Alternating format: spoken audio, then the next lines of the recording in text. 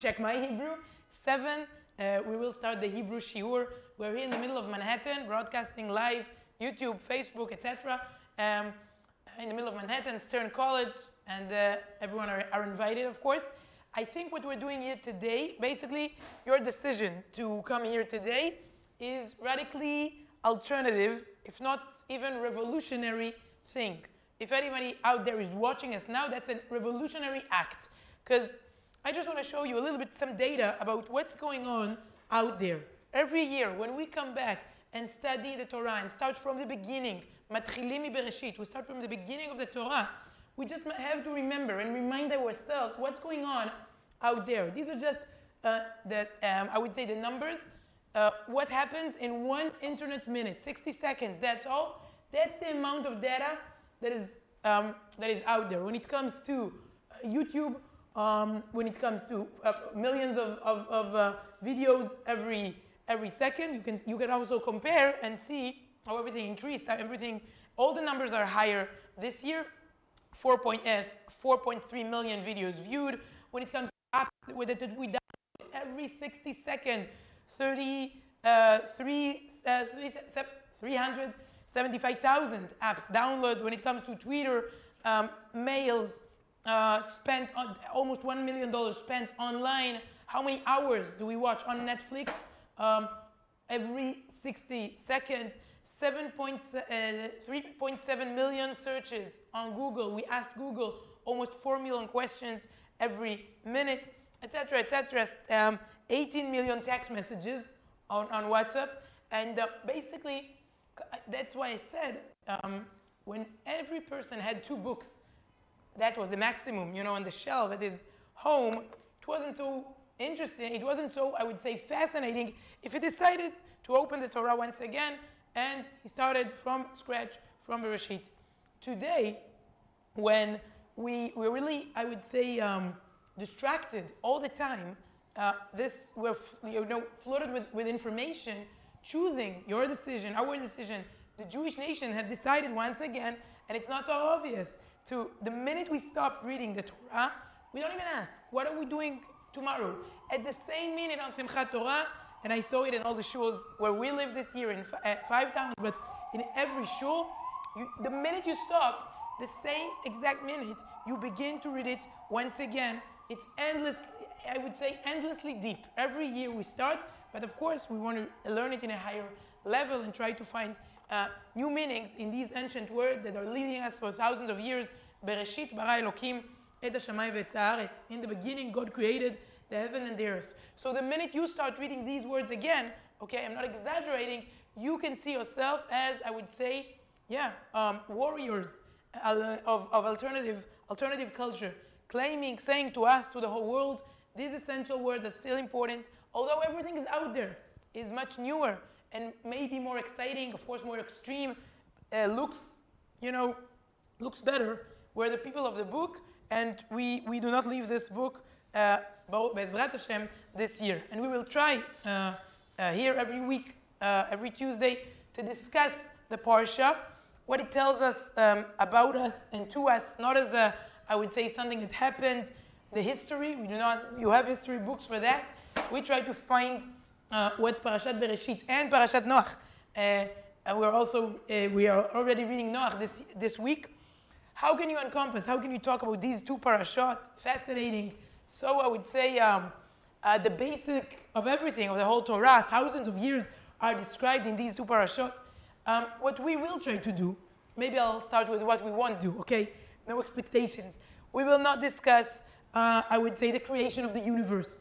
We will not discuss the first murder Cain killed Hevel. We will not discuss Migdal Bavel, the tower. We will not discuss the whole story of Noah and the ark, the Teva and the Mabul, the flood. We will not discuss everything. We will try just to ask ourselves one simple question. Maybe this question is quite embarrassing because you have to ask it during your kindergarten, basically. But I found myself, I'm 38, this week, really asking myself, what is the first sin that was ever done in this world?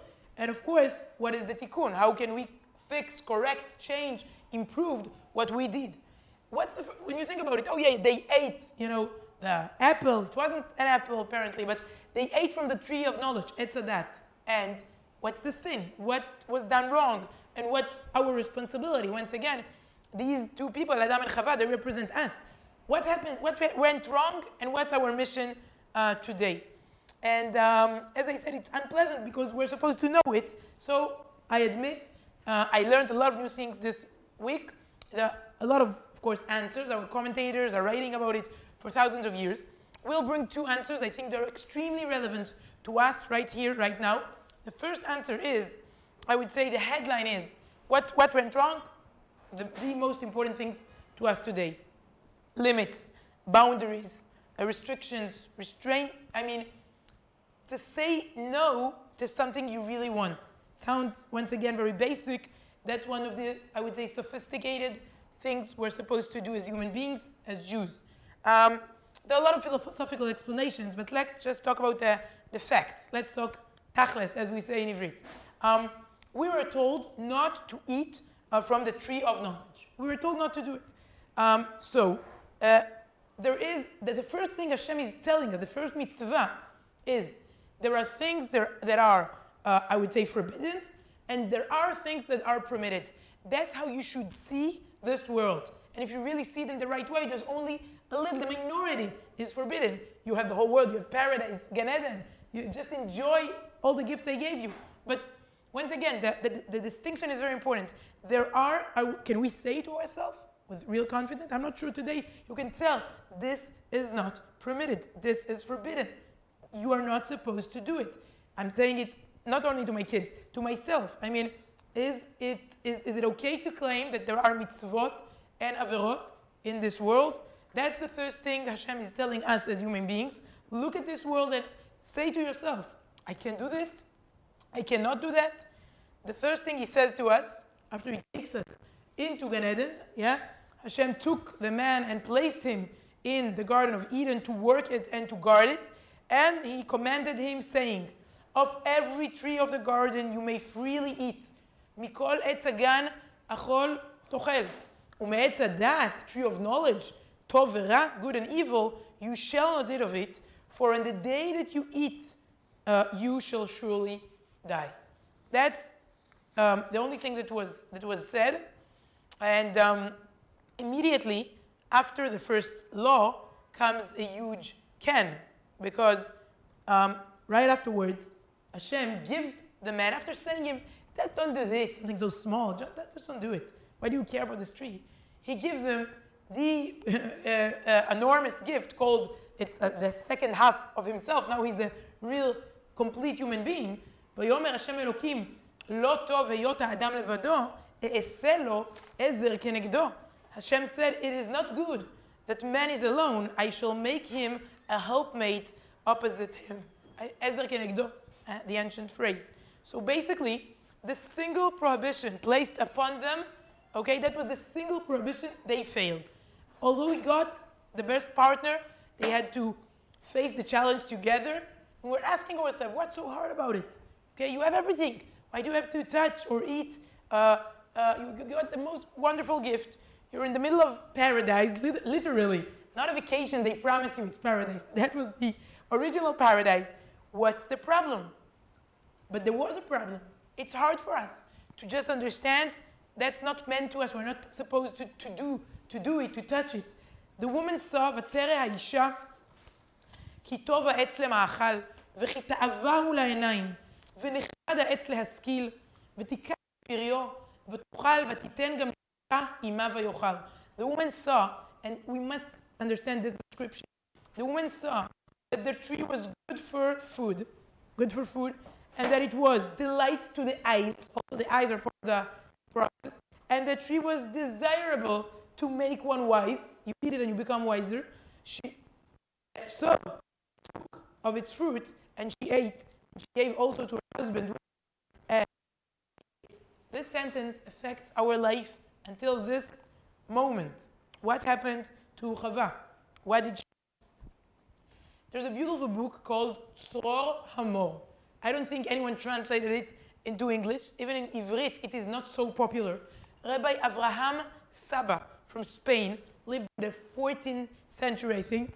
Rabbi Saba, in his book Tzor Hamor, beautiful Hebrew, he explains what was wrong here and what basically the dilemma we're all facing. I wish everything that was forbidden was ugly. I wish everything that is permitted, and we have to do it, that is mitzvah, was beautiful. There was no free choice, because everything I saw, if it was good, it was also beautiful. If it was bad, it was also disgusting. It was much easier, right? The problem is that it's not like it. What is evil is not always ugly, and what is good is not always beautiful.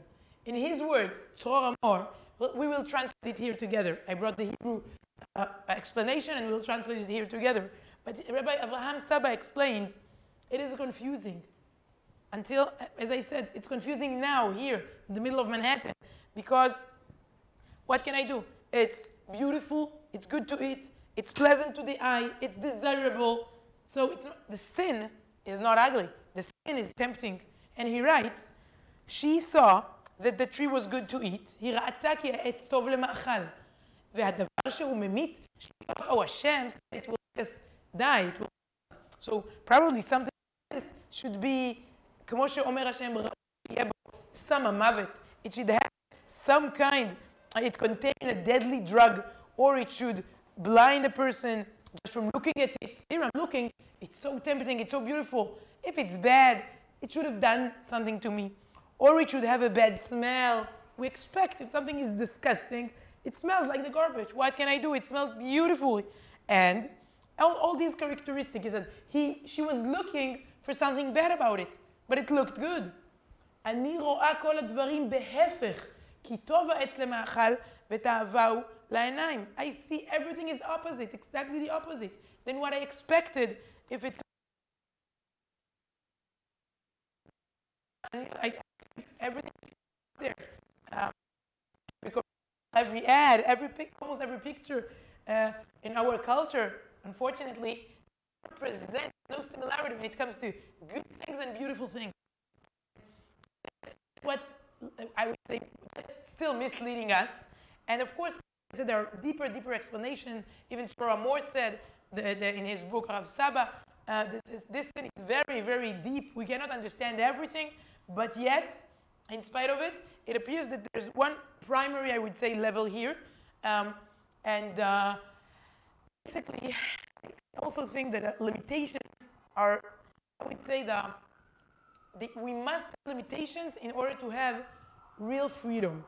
They could stay forever in Gan Eden, in this paradise, if they would just understand this basic principle. They didn't get it, we don't get it, that's why we had to go through this long journey of life. I want to tell you a little bit about my personal experience. Some of you know I'm here for the year. My husband Yedidia, and our 5 kids, we are here as Shlichim. The World Mizrahi Movement sent us this year as Shlichim here. And I also work for YU, Stern College this year. We're doing a lot of events. Basically, I'm an Israeli journalist, brought up in a non-religious house. And my personal story, basically, when I try to explain to myself what happened, I think maybe that's why this explanation really touched me. I think what changed my life are these boundaries and laws and restrictions. Unlike there's so many extreme, beautiful tshuva story, people became more observant with the most fascinating stories. I'm sorry, my story is very, very boring, but at the age of 15, I was invited for the first time to see what is Shabbat. 3 religious teenagers, my age, approximately my age, from the city of Beersheba, in normal, average religious teenagers. They met me and invited me to come. It was beautiful. So I think in most of the stories, people saw the angels coming physically with us from shul, and when they were singing Shalom Aleichem. And they had a spiritual experience when someone was saying Dush. And they really loved, the songs. I liked all these customs and halachot. But that didn't change my Shabbat. Personally, they invited me. I went back home. I lived in Herzliya. From Beersheba to Herzliya, I went back home every time. And I Sorry, I was a journalist. I worked on Shabbat. Unfortunately, Israeli media works 24/7. I had a lot of programs during Shabbat. I was interviewing people. It didn't change me. But once again, I was there for 6 or 7 times before it started, being meaningful to me. Until then, I thought it's their Shabbat. Okay, it has nothing to say to me. What happened is, for the first time, okay, it's very nice. Second time, realizing what's going on behind the scenes. The engine room, where everything is really created. So I think the 6th or 7th time I realized there's so many processes, things going on here behind the scenes to create the beautiful Shabbos meal, to create this experience, this atmosphere, holy atmosphere. I felt the holiness, but I realized it's based on very serious roots that are not so spiritual. It's called halakha. And at first it looked ridiculous. They were saying silly sentences to each other, and I was just there, listening. For example, can I touch this? What's the problem to touch anything? Can I touch this? Let's take this as an example, okay? Can you touch it on Shabbat? Yes, no. So no, but someone said, no, she's only 3. Let her touch it. It's she doesn't understand. Oh, so she's a young girl, she can touch it, and then if you're more than 12, you can't. What's the problem? Are you insane? What's the problem touching it? Some other occasion, someone said, can I eat it? I said to myself, it's kosher, what's the problem? It was a very tasty cheesecake. What's the problem? It's a kosher kitchen, it's your kitchen, what's the problem eating it? No, milchik, fleischik, basari, chalavi. I just said, what? Are you? Because you ate 4 hours ago steak, something, I don't know, chicken, so now are you crazy? You don't touch this, you don't eat this, and I saw someone, that's the weirdest thing, when you have to remove something in a different way, it's called beshinui. So I was looking at an old person, the father of my friend that invited me, doing like this. He handicapped, what's the problem? Why can't you touch it and move it?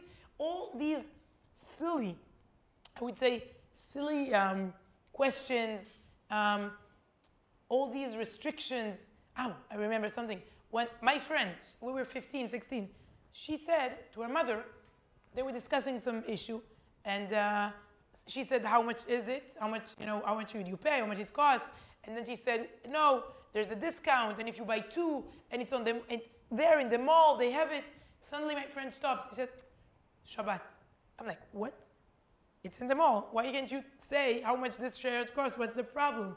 And do you say that what I say means something, creates a certain reality? Why should I care? I mean, what the sentences that I say, it creates something? Yes. What you touch, what you do, what you eat, what you say, these are all restrictions.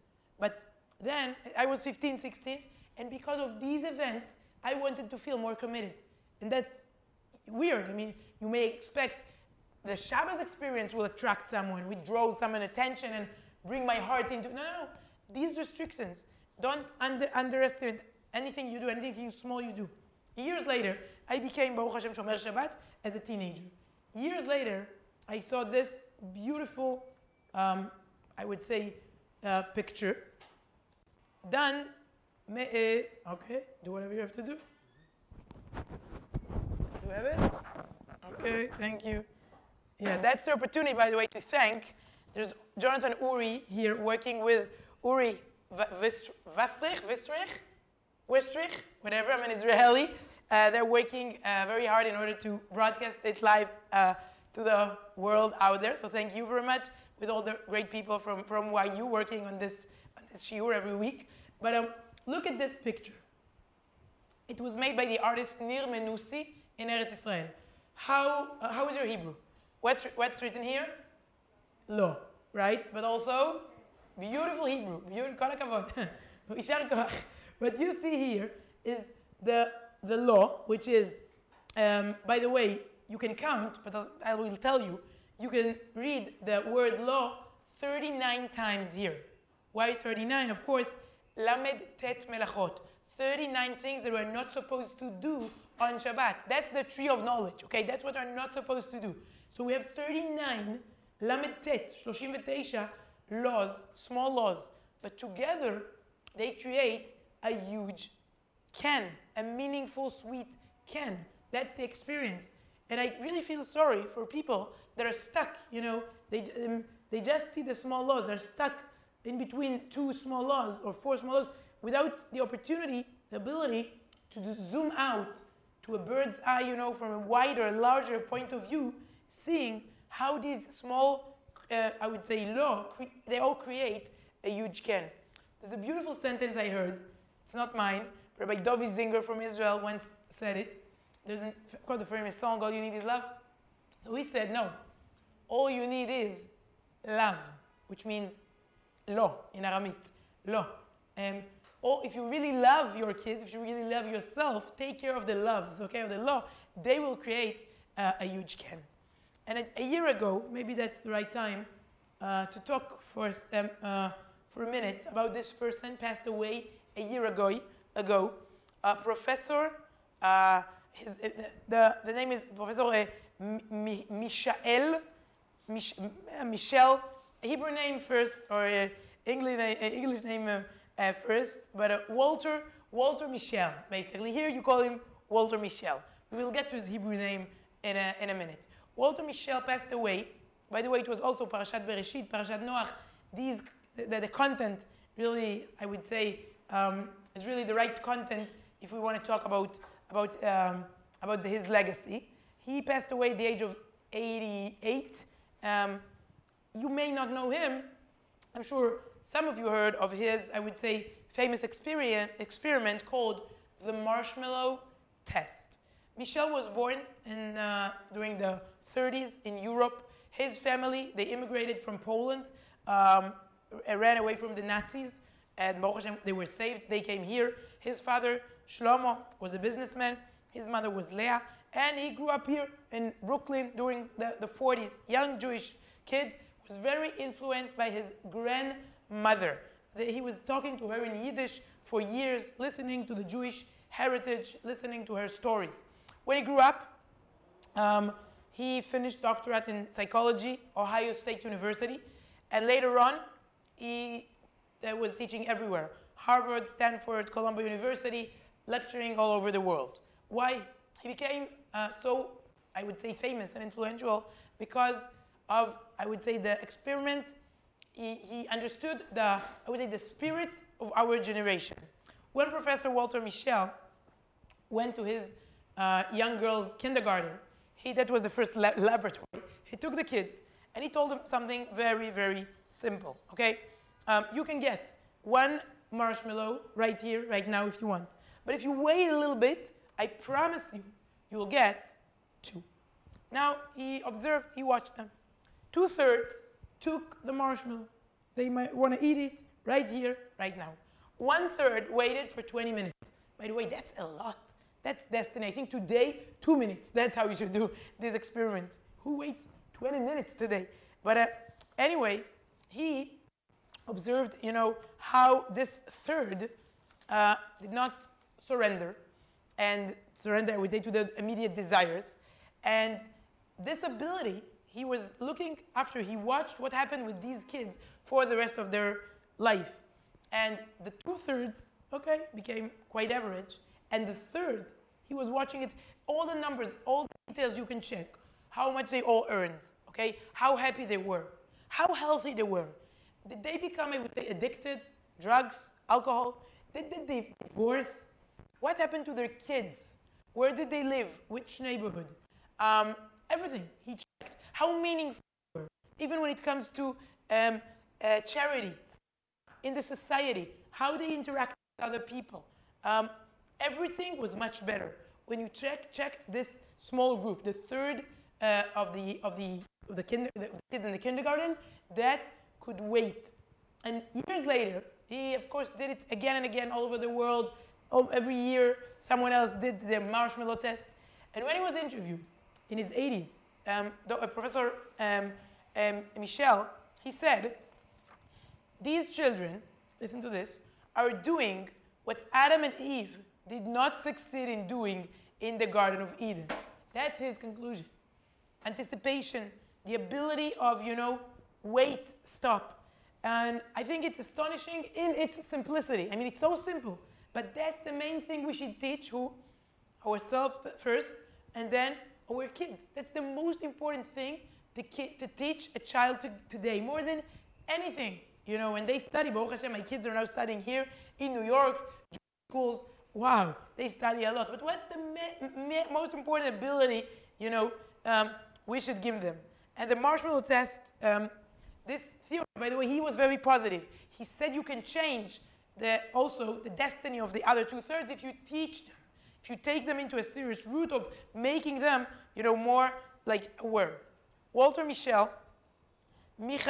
ben Shlomo Velea, that's the Hebrew name, passed away. He was Jewish. I Googled. I haven't found anything, any references, except this beautiful sentence he's telling us about Bereshit. I don't know, with his wife, kids, where was he buried, but I think his legacy is very, very Jewish. His conclusion is really, it relates perfectly to Parashat Bereshit and the tree of knowledge. And I would say, there's a sentence in Ivrit, Ezehu gibor hakovesh et yitzro. Once again, he never quoted it, but who is strong? Whoever subdues his evil inclination. Whoever can say no to his yetzer. Ezehu gibor. Who's a hero today? Who do we cherish, admire? Who has fans, likes? Ezehu gibor hakovesh et yitzro. And our rabbis, sages, it's important, they say kovesh. They mean present. Not as who is strong, whoever subdued his evil inclination, subdues every minute, here, now, every day of our life. It's a lifetime, I would say, mission, the tree, or all the trees of knowledge out there. So that's, I would say, the most important thing, self-control, patience, delayed gratification. That's the most important we should teach humanity. And that's the first. Now we can understand how deep the first sin is. Society that just has to say no to certain things. I saw Nike, it's everywhere, of course. Just do it. In Israel, you see it too. The slogan, but here in the States too. It says something about us. The main slogan of I would say Western culture today is just do it. Nobody pays in order to put a slogan there, just don't do it. But that's the first thing Hashem is telling us when we read Parashat Bereshit. That's the first explanation. I think the second one is also, may sound simple. We have students here, YU students, Stern College students, learning, you know, philosophy. Maybe it may sound too simple for you, but once again, I understand, I feel that's the most important problem we're facing today. And the next, I would say, the headline, our commentators are asking us to pay attention to. They say that's the sin, is gratitude, or in Ivrit, in Hebrew, hakarat tova. To be grateful, to know how to be grateful. So that's fascinating. We will ask ourselves, what's the sin? Of course, they ate. No. The sin is not the sin itself. It's how you cope, how you handle, how you react to what you just did. I mean, that's the sin. The reaction to the sin is more important than the sin itself. Let's see how, once again, that's the first story, but it's true in our life, like everywhere when something bad happens. So look at this. That many commentators are saying that's the real sin. Unlike what you imagine, how they took the fruit and ate. No. They could, I would say, do something afterwards and change their destiny, but they didn't do it. And that's the real sin, the way they reacted. וישמעו את קול השם אלוקים מתהלך בגן. They heard the voice of Hashem going into the garden, to the direction of the sun, where they were. And the man and his wife hid from before Hashem in the midst of the trees of the garden.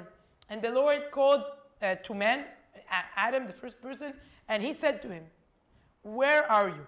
In Hebrew, much deeper, ayeka. That's like a deep question. Where are you means, who are you? What have you done? What are your plans? What do you want to do? Where are you?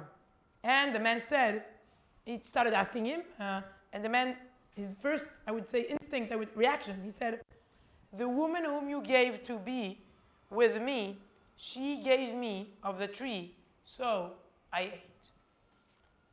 I'm asking you a philosophical question. Who are you? What are your plans? Why did you do it? Maybe you regret, maybe you say you're sorry, maybe you... And the first, I would say, it's an instinct. You see it with kids. It's not me, it's him. No, it's you. Kids, I do it too. It's not me, it's him. It's not, no, it's him. It's just blame someone. We must find someone else to blame. Rashi, one of, I think, most beautiful during the book of Bereshit, Genesis, everything Rashi says, it's really so deep. So look at what Rashi is saying us here. Philosophy in 3 words. Okay? ויאמר האדם, האישה אשר נתת עמדי, היא נתנה לי מן העץ ואוכל. The woman whom you gave me with me, she gave me of the tree, so I ate. 3 words of Rashi. כאן כפר בטובה. Here, he showed his ingratitude. And that's the sin. I just gave you the perfect gift. You were so imperfect earlier, before she was created. You are supposed to heal the whole world together. You are the first creatures. And you blame me for giving her to you because he's blaming the woman. She will blame the snake later, but he's blaming the woman. He blames Hashem for giving him the woman. He blames basically her and Hashem together. That's, I would say, it's not only ingratitude. This answer means it's not my fault, it's even your fault. He blames, something here I would say,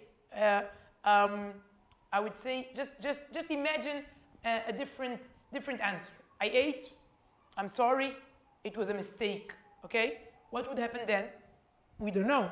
I guess something much more positive. And once again, it symbolizes the processes that are happening in here.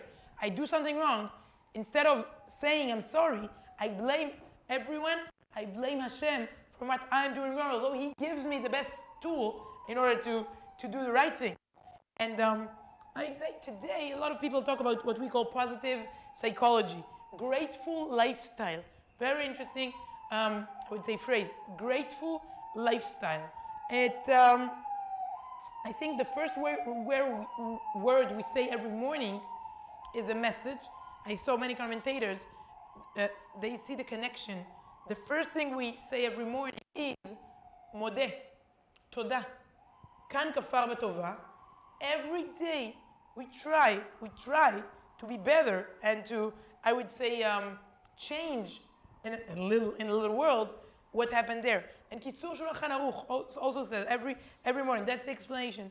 As soon as you awaken, you should remember the kindness of Hashem. That's the answer to what goes on here. That's the halakha. Once again, the instructions, the daily instructions to us are to, I would say, act differently. As soon as you awaken, you should remember the kindness of Hashem that were granted to you, that He returned your soul to you.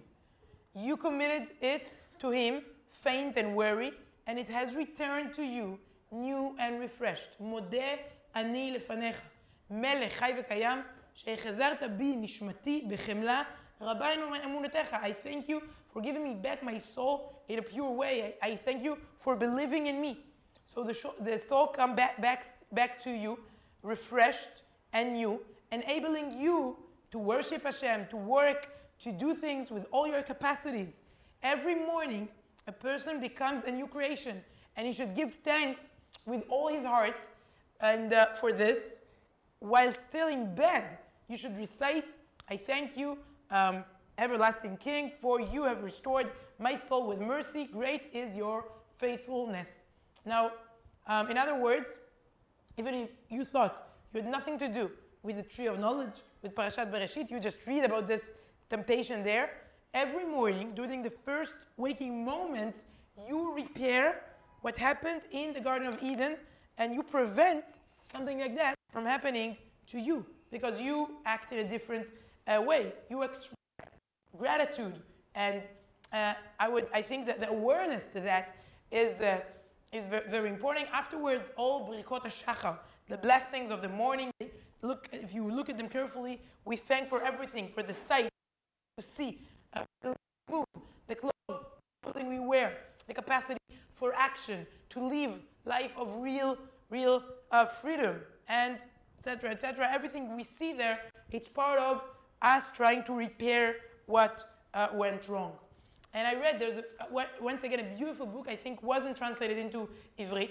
Rabbi Avigdor Nebenzahl, the Rav of the old city in Jerusalem, הרובע היהודי, he says that we have so many excuses, you know, to not express gratitude. And he had this list. He said, we avoid, since we avoid this expression of gratitude because we prefer to say, yes, this person helped me a great deal, but he received money for doing it.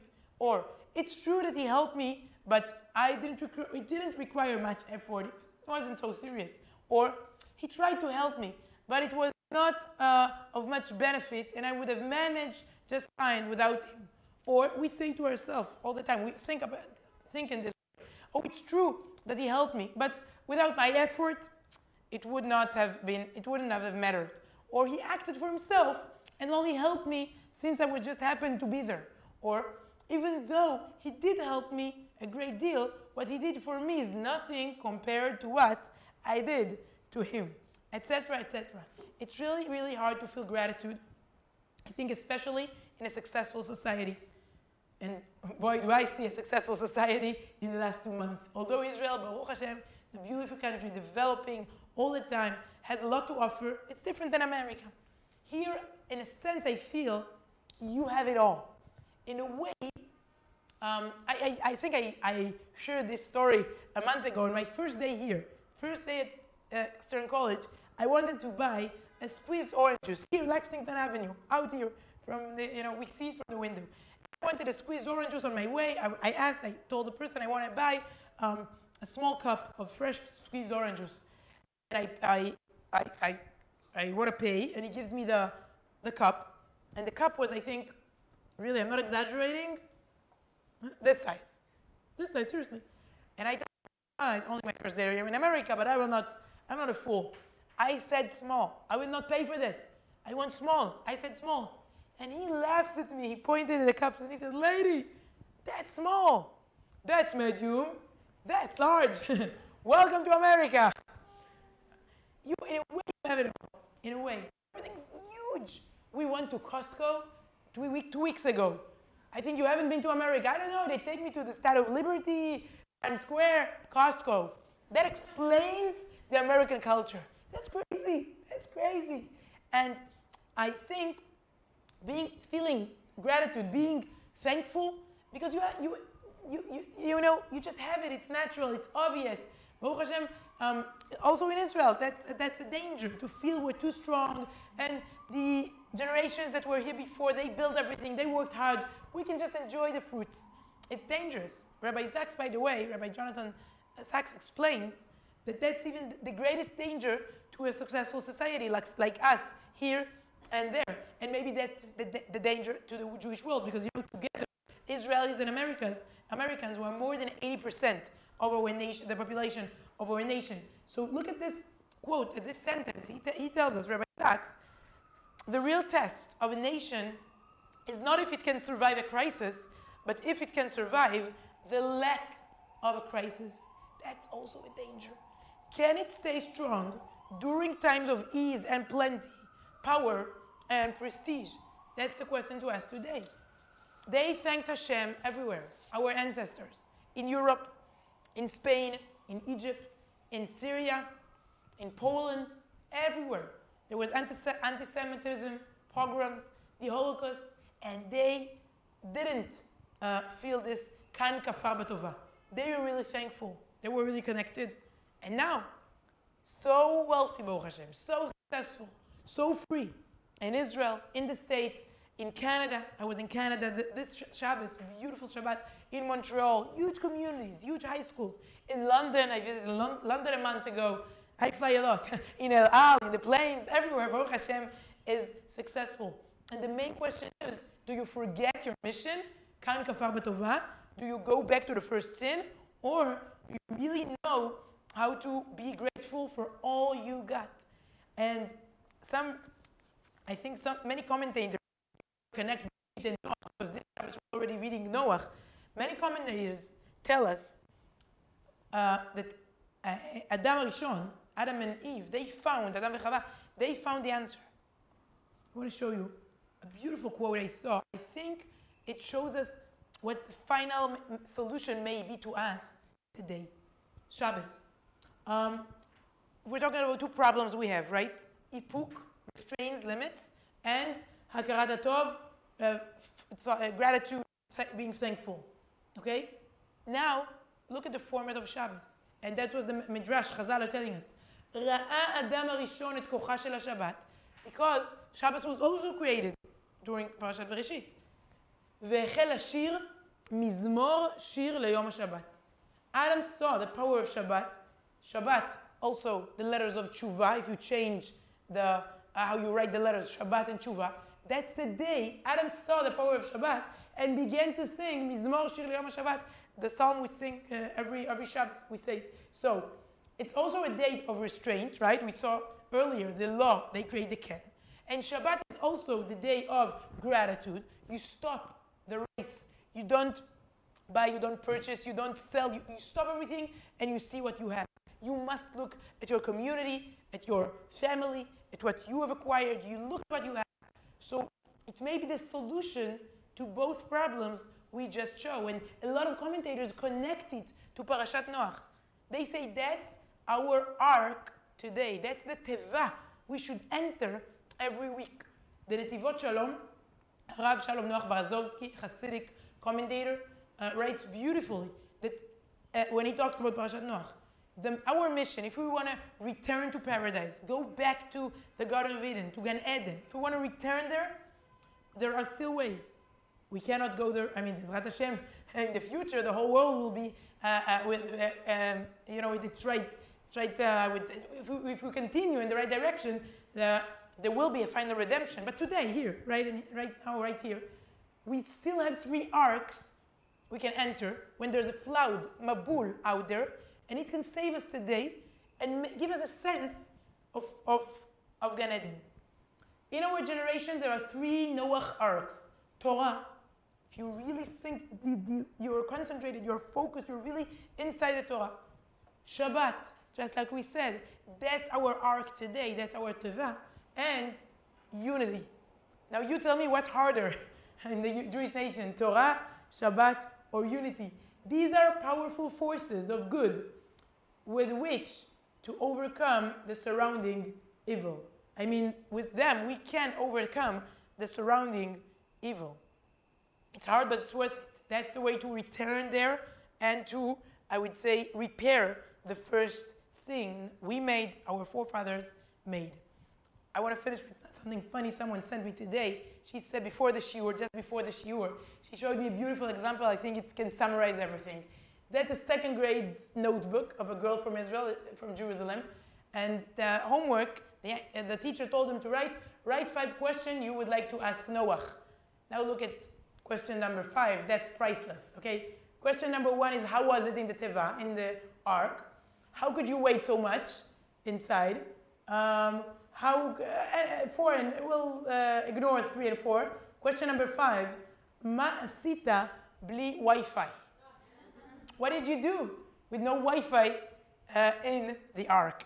I think, I wish us all to find places with no Wi-Fi, places that are real arks, real tevot, and really that might help us, I would say, repair these 2 sins and return at the end of the day to the Garden of Eden. Thank you very much. Toda Rabba. Thank you. Shabbat Shalom. And see you Bezrat Hashem next week here, every Tuesday, 6, the English shiur. Anyone who wants to get all the information about other lectures in the States, all over North America, that's the way to do it. There's an Israeli number. That's an American number. Just text your name and you will be added to the list and get all the information, all the content I sent daily. And Bezrat, now I can really tell you, although it's Tuesday, Shabbat Shalom. Thank you very much. Toda Rabba. Thank you.